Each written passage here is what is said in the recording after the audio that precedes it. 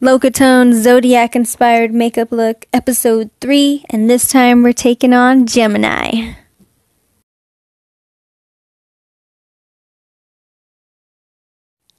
Gemini, ruled by Mercury, a dual sign, masculine and intellectual in approach, mutable, air sign. The keyword is I think, May 21st to June 21st. Represented by the light, changeable breezes of early summer, here today and gone tomorrow, but you are better for the contact. Rolls the shoulders, lungs, arms, hands, and the nervous system. Note the duality shown here. There are two of everything.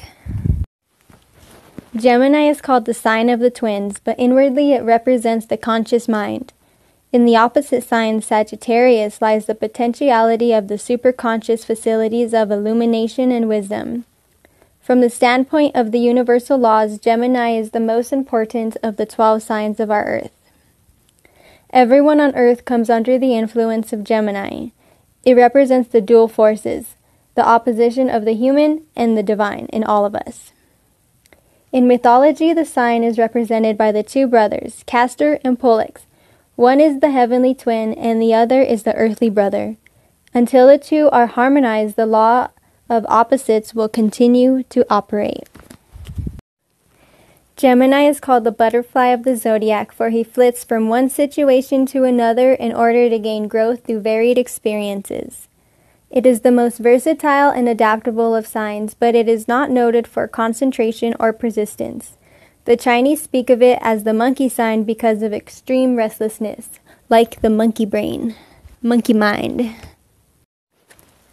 In dealing with those with many planets in Gemini, remember that they are not basically emotional. You must appeal to them through logic and reason. The undeveloped Gemini fuss and nag over inconsequentials and have no idea how difficult it is to cope with their temperaments. Because of their dual nature, they are often considered two-faced. Sometimes they are. The Gemini's tremendous wit and sense of humor endure them to the children of the earth. They make excellent salesmen, for they sell ideas to anyone. Don't fence me in is the battle cry they share with their opposite sign Sagittarius. Gemini is adverse to close and binding ties. Taurus wants to own and be owned, not Gemini. Their psychology is entirely different. They like everyone and find it hard to love one only. The more liberty they get in marriage is the happier they are, although they want the feeling of being important to somebody. Gemini people make good teachers, writers, reporters, and salesmen due to their facility in communication. They need a vocation in which they can move about and mingle with people. They could not stand being at a desk for 8 hours as their nerves would give them difficulties. Gemini individuals dramatize everything that happens to them and are apt to let their imagination carry them away. They dream big schemes but have to start at the beginning, which isn't easy to do because of their restless desire to be on their way. Gemini is the most dual of all signs, and people born in this sign are split personalities until they understand the function of the mind and learn to control it. For all of us, getting the mind under control is a very difficult task, but for Gemini people, it is a must. The nervous system is highly geared. Because of the inability to control their thinking, they are apt to be the neurotics of the zodiac. The nerves are caused by the person in the body giving the body a hard time. Gemini people are more subject to nervous breakdowns than any other signs.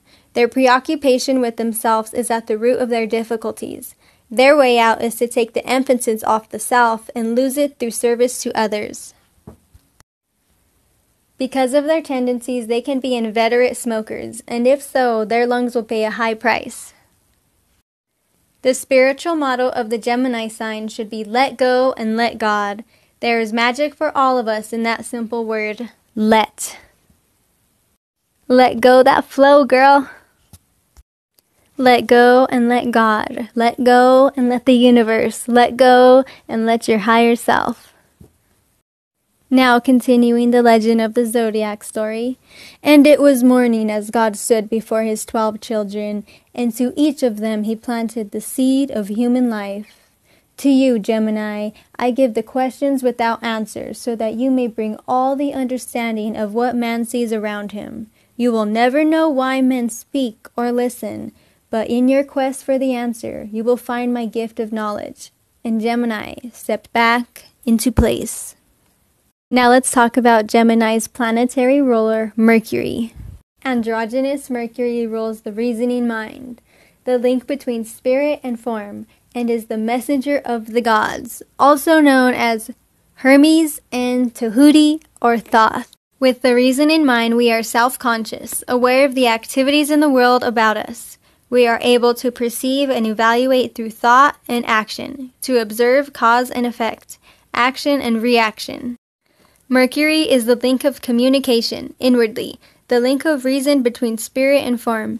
Externally, the senses permit communication between ourselves and others.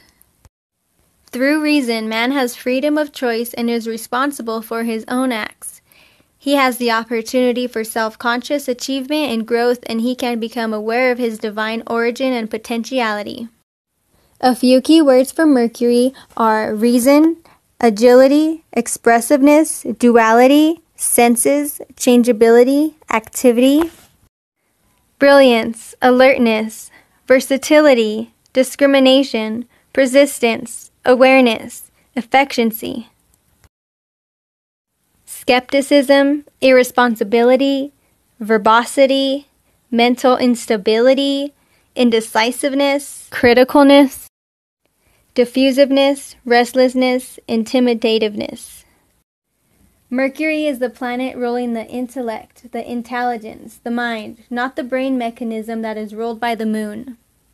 And that's the finished look. Here's my Gemini drawing of two conjoined twins. One is happy and one is sad. I appreciate you for watching. Follow me at alokatone. Until next time, peace.